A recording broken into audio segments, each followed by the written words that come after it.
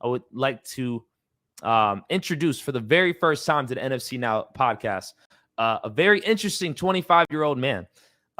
They call him the Beast Boy. I want to know why they call him the Beast Boy, but we're going to get to know that Gwinnett Training Academy's very own Myles Neal.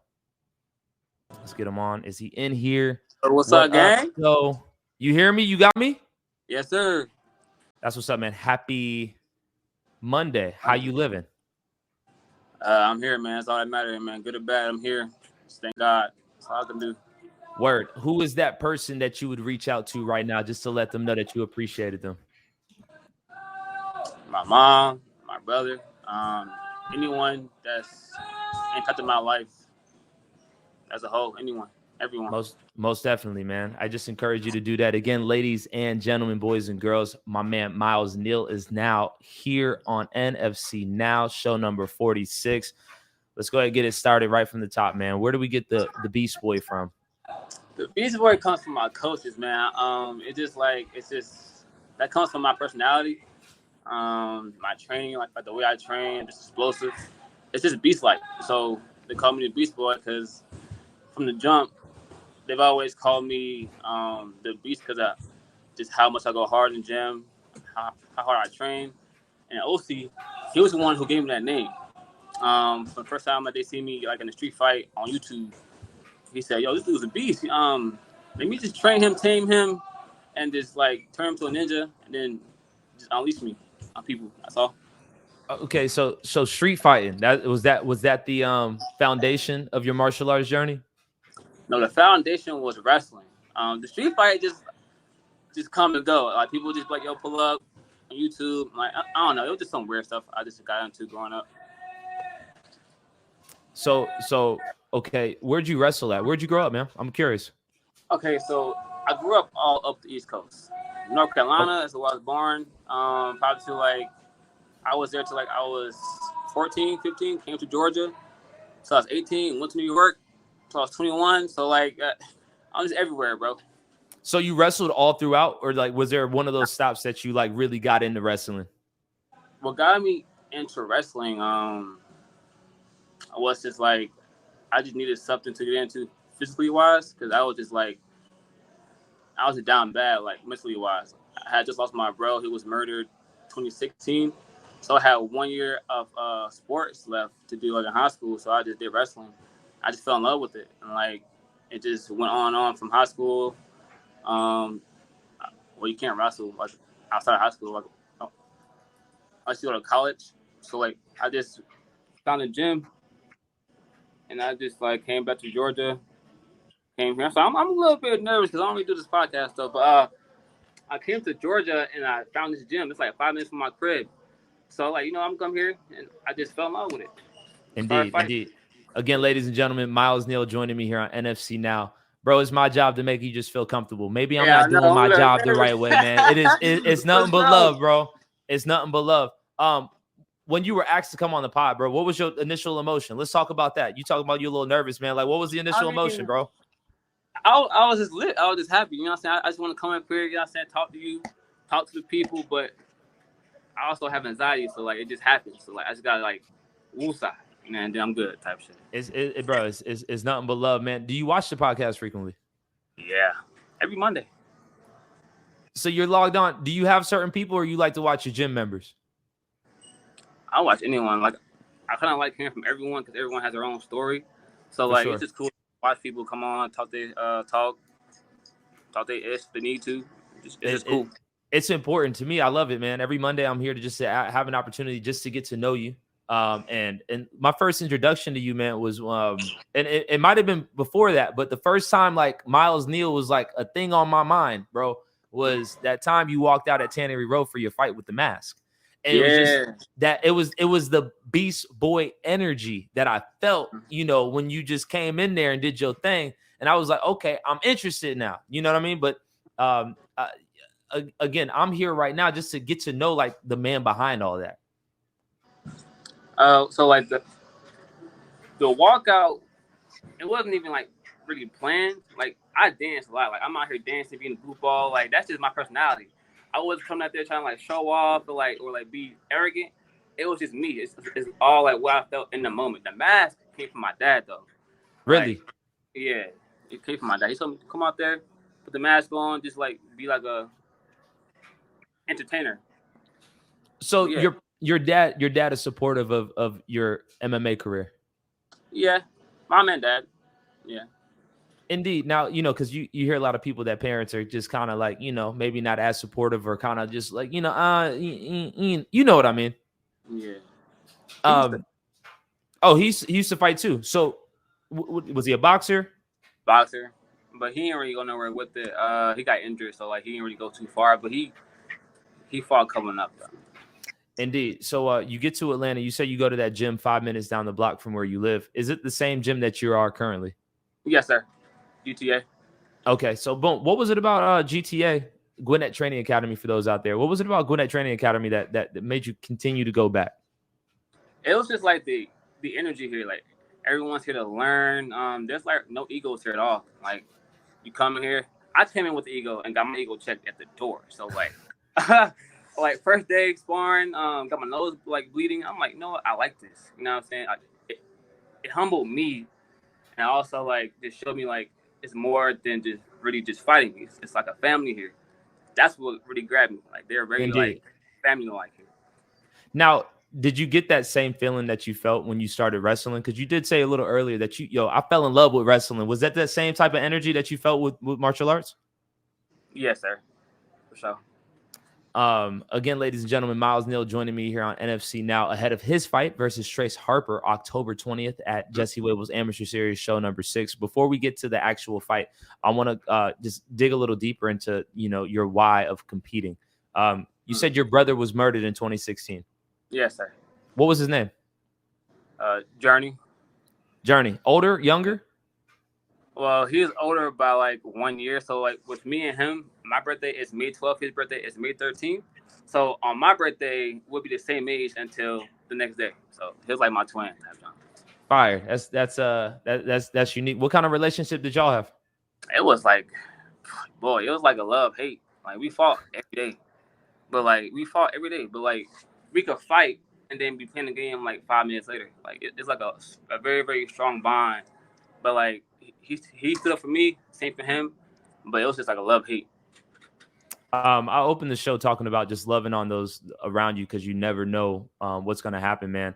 Could you just talk about how you were able to deal with things mentally, physically, emotionally following the passing of a Journey? So of course, like I'm in high school, like it hit me pretty hard, but it hurt me mentally more than emotionally. So I had to like this TED talk on finding your outlet to life, like which is like your distraction, and wrestling was that distraction for me. So like I put all my pain, all that grieving into like that sport, and that's what like really drove me from here to here. And like, so fighting for me is like my why is like this stuff is my therapy. Like I need it. It helps me. But Yeah. without it, I'm like an asshole. Sorry to say it, but like No, bro, you good. You good, man. Look, we getting real right here on NFC Now. Again, I appreciate you just allowing me into that reality of yours. And now that you use it as your therapy, how have you improved over the last couple of years since you just decided to walk into GTA, man? Like versus like who you are now, and what can you see? Where else can you see your growth going? My growth, just like as a person, like of course having to deal with that many like emotions coming into this gym, and like these folks around me, like they've helped me mold from like a guy who just comes in wanting to train hard, not really hurt people, but like just like don't come in here just based off emotion, but coming in here wanting to learn mixed martial arts. Like it's like helped me with my discipline, self-esteem, consistency. This is the most thing I've ever been consistent with ever. Like I used to draw. I'm an artist sometimes, just a little bit, but I'm just never consistent with it because like I'll just lose love for it. I don't lose love for this not only because I do it, because of people around me. So like my growth is like come a long way, but it can still go further away because I'm still learning every day. Do you remember the first time you walked into the NFC cage? What was your first fight? Oh, my first fight was versus John Young. It was April 9th, 2021. And where was that at? That was at 10 in a row. All my fights are at 10 in a row. So. All your fights have been at 10 in a row the whole time? Mm-hmm. Okay, so your first fight, man, can you recall the emotions? Like, you being in the back? Like, walk me through, like, you just being in the back of Tannery Row, bro. Like, knowing, like, damn, I got to fight. Okay, so, like, boom, I'm back there getting taped up. I'm like, yo, this is dope. I'm like, this is a movie right now. Like, I'm back here, people over there getting warmed up. I was the second fight. I was making TikToks. Like, I was just like, yo, because, like, I'm somewhat want to be, like, a content creator. So, like, I also make reels on Instagram. So I was making a TikTok, and I was just, like, in the moment. I didn't care about the nerves, like people are. I was just in the moment. But walking out, I was like, oh, okay, I'm about to go to the cage. You know what I'm saying? Like John Young, like he's 0-0. I'm 0-0. I don't know him. He don't know me. I just know that he trains like at a good gym. Because like my coaches told me about him before I fought. Like they ain't just gonna put me up against anyone. But I'm like, okay. I was like grounded. I wasn't I was confident, but not arrogant, overconfident. Because I know I'm there. I train. He trained. So yeah, you know what I'm saying. Like, and I'm sure you've seen people get knocked out. You be there. Yeah, I somewhat been there, concussed a little bit, but like I know how I feel. So like I just know like where it can go, but where I wanted to go. So like stepped into the cage, I kind of like felt. Oh, I felt good though. I felt good. Of course, like you're anxious, but that's a good thing. Like for me, if you're not nervous, I don't really think you feeling what you need to feel because you need that nervousness to really be on your P's and Q's. Mm-hmm. Indeed. Now you get the TKO victory in the second round, man. Like just like I mean, bro, how did that feel? Like knowing, okay, I got that off. Dude, you can go back and watch it. Dude, I was like, I just roared, bro. It's just like, it just felt so good. Like, so many endorphins just, like, went off at once. So I'm like, yo, boom. I'm like, bro, can you stop it? Like, I'm getting tired here. But, like, as soon as I seen, like, the ref just stop it, I was like, it's over.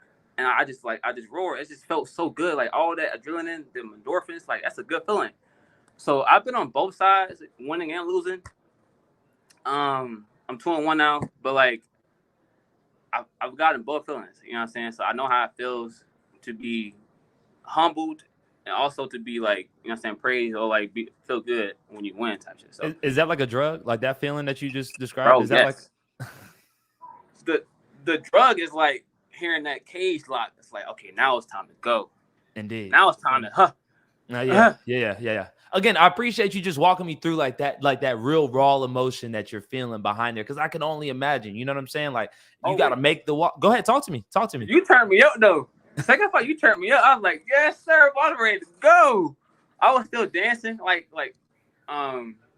was dancing or whatever, but that was just me. Like I was just feeling it. That's just whatever I do in the moment. It's just me. Again, man. You know. You muted? You got me? Yeah, I got you now. Yeah, you good now. Again, I as I was saying, I'm there for you, man.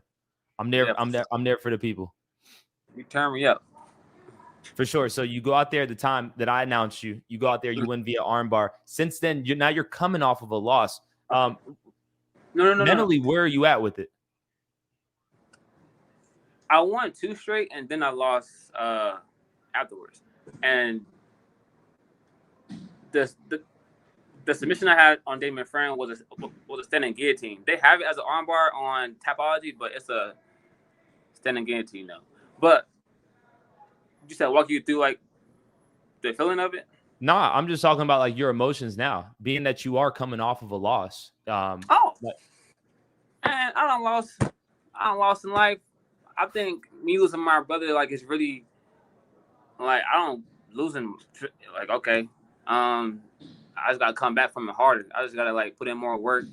That loss I came off of, well, I'm coming off of now. They were definitely prepared for me. I wasn't prepared for them. But does that like kind of change like you like now that you've actually experienced that, does that change the way that you go about now, like preparing for a fight, especially preparing for somebody like Trace Harper, who's no joke? Oh, I'm already knowing. But it definitely changes because like when you fight, you learn where you messed up. If you don't learn from your losses, then you ain't gonna grow. So for me, I just really been working on like what I was losing at in that fight, as well as what I can improve on. Because like with every loss, there's a lesson. You gotta learn from it. For You sure. gotta change stuff up. Especially when you're going to get someone like Trace Harper, one of the top dogs in the NFC. So it's like I'm definitely going to be doing what I need to do. You know what I'm saying? As far as like myself and preparing for him. How did this fight come about? I don't even. I was just offered it. Like you weren't asking for Trace, because we're seeing a lot of different guys in your weight. And to be clear, because on Tapology it says that you're a featherweight. Are you fighting at 55? I'm fighting at 55. So my first fight versus John Young was 55. But then I tried to fight Damon at 45, but I did miss weight by 3 pounds. So like I was like, yeah, nah, I'm gonna just go back to 55 because I can't really push myself to make 45 right now. So yeah, this fight is at 55. So you're fighting at 55, and there's a lot of different guys at 55. You know what I'm saying? Mm-hmm. That you got the Trace Harpers, you got the Ryan Kimbroughs. Now you got the Kenny Hardens. The champion is Quincy Evans Jr. all the way out there in Augusta. Now that you got the shin pads off, and this is advanced amateur. Was Trace somebody that you were looking at to fight, or was this is something that you were offered and just being like, hey, I'm offered by my team. Like, so like as far as fights go, I'm just training every day. My coach also, he said, yo, this is who we're fighting. This is who we're fighting. I mean, yeah. I didn't ask for Trace though. To answer your question, no, I didn't ask for Trace. Fascinating, because now this leads me to believe, like, okay, like not leads me to believe. Now the next question is your relationship with Osei, to just know that, like, hey, like I trust you to get me the fight, and it's gonna work out from there. Mm-hmm. Yeah. So like, as far as matchmaking go for them, like he's gonna, like, he's in my corner to like tell me, okay, I feel like this guy is such and such, and like he just thinks that we have the caliber of knowledge to be able to take that person. I mean, that's all it is. I mean, he just feels like I'm at that level, I guess.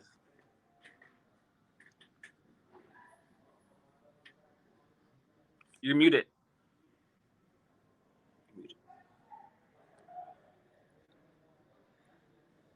There you go. You got me? Yeah, I got you now. My bad about that, bro.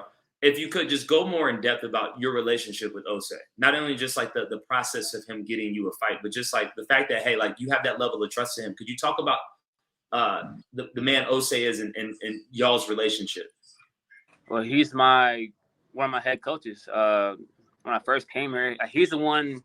I was just coming here just to train, and like get my mental back and lose weight as well. Cause I came in, I was fat when I first came here. He's the one who like pulled me to the side and said, yo, I'm going to turn you into a beast. Like, I'm going to be the one who really push you where you need to be, like, as far as like body wise, mentally wise, like in this game. Like, he just seen my potential and say, yo, hey, you're going to be fighting for us. I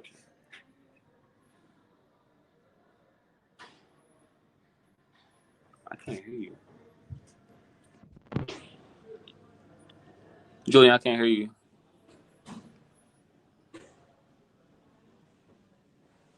Check. Can you hear me now? I can hear you now.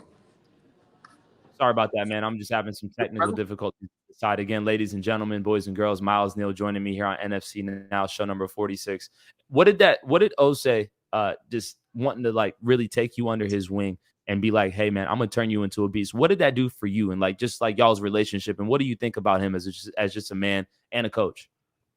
What that did for me was level me up as far as like, okay, it's more than just I'm here to learn how to throw a punch or a kick. You know what I'm saying? It's people that you forge bonds with. also that you really want to learn from. Like when I first came here, I was just like coming to MMA class, but he's like, you gotta do more than just one class. Like, you gotta do jiu-jitsu, Muay Thai. He also takes out his own time to watch our film as far as like our sparring sessions and like, hey, you're fucking up here. We gotta work on this. So like this is all of his own mind, just saying, hey, if you're gonna be under my wing, I'm gonna be like really putting my all into you. Like he puts it all into everyone here, like 100%. So as a man, it's like he doing this for free off the fact that he coach. You ain't gonna be up under him looking like a jackass, you know what I'm saying, or stupid. So like you really have to be worth his time. So for him to say, hey, you're worth my time, it means a lot. Indeed. And for me, like I take anyone that comes in this gym and that steps on that mat as my brother. You know what I'm saying? Like I take someone that trains me, like your family now. So for him, like, or for everyone here, like their family. So I take all their knowledge really into consideration. So like, yeah. If you beat Trace Harper, do you think you'll be able to call for a title shot? I feel like for me to really say, hey, I beat him, I want Quincy, I gotta go out there. I have to dominate in every aspect. Like I'm not going for the hey, I'm just coming here and finish a freaking 3-round fight. No, I have to go out here. I have to finish him. Like there's nothing but finishes. You know what I'm saying? He's gonna come out the same kind of like mindset, finishing. But like I want a title fight, of course, but there's like you said, other people here. But I'm gonna go out there. I'm gonna put a stamp, or put like my 100% effort to really make like put a stamp out there. But hey, I'm Myles Neal. This is my name. You're gonna feel me. And if I go out there and do what I plan to do, yeah, I want Quincy. What are some of Trace's strengths that you've seen as you've done this film study, and some of the things that your coaches have told you, like, okay, we need to watch out for this? Do I really want to say? You know what I'm saying? So he's like, okay, he's going to be looking out there. I'm just saying, I will not even just what your coaches have said, just from you being a viewer, from somebody who watches the fights, from somebody who watches the pod. Like when you think about Trace Harper, like what do you think? I think he's great all around. All around, he's great standing. He's confident in his strikes and he's confident in his wrestling. But I love the wrestling. You know what I'm saying? I might have got wrestled my last fight, but that dude cover wrestling was like a little bit higher than mine, but I don't care. But I just love being pushed. I feel like Trace is a very great opponent, skillful. I feel like he's gonna push me to a point to where I'm like, okay, yeah, I'm gonna bring that dog out. Forget the dog, I'm bringing the beast out. Same thing. The beast. He a top dog. A top dog versus the beast. It's gonna be a great fight to see. You know what I'm saying? So it's just like he's just gonna be a high caliber opponent that's gonna push me to where I want to go. Look forward to watching y'all go to battle October 20th. Again, that's a 155-pound fight, October 20th, between Myles, Neal, and Trace Harper, going down October 20th at Jesse Wable's Amateur Series, show number 6. Myles, before we do part ways today, man, I do want your final thoughts, man. What do you want to leave me and the entire NFC community with? My final thoughts, like you said earlier, reach out to the ones you love, the ones that you think who need love. Come out to see me versus Trace Harper, put on a show, and just be on the lookout for me, because I'm coming for everybody. I look forward to seeing what you walk out to, man. I'm refraining. I know you got a couple months. I know you got a couple months until you make the decision, but I am looking forward to the Myles Neal walkout. I like things like that. I like a good, solid, entertaining walkout. Give me something to talk about when I leave. And again, that was the way in which that you stamped your mark in my head, especially after you go out there, you walk out like that, and then perform the way you did. It's like, who is this guy? I want to know more. And that guy is Myles Neal. He'll be fighting October 20th at Jesse Wable's Amateur Series, show number 6. Myles, thank you for joining me, my brother. Thank you. Respect.